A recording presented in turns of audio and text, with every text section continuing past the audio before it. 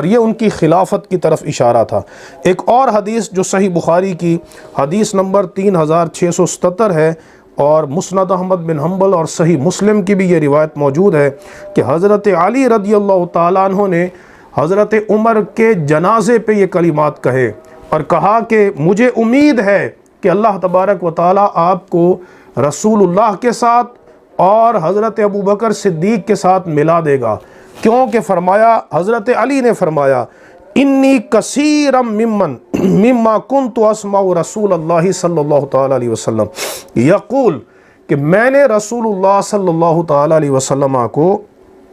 بڑی کثرت سے یہ فرماتے ہوئے سنا کہ آپ نے تم دونوں ساتھیوں کا ذکر اکٹھا فرمایا۔ کبھی حضور فرماتے کنت و ابو بکر و عمر، کبھی فرماتے فعلت و ابو بکر و عمر، کبھی فرماتے وانطلقت ابو بکر و عمر فَإِن كُنْتُ لَأَرْجُو أَن يَجْعَلَكَ اللَّهُ مَعَهُمَا۔ حضرت علی نے فرمایا مجھے امید ہے کہ اے عمر اللہ تبارک و تعالیٰ تجھے ان دونوں شخصیات کے ساتھ ملا دے گا۔ تو آپ دیکھیے کہ نبی کریم علیہ السلام نے ان دونوں شخصیات کا ذکر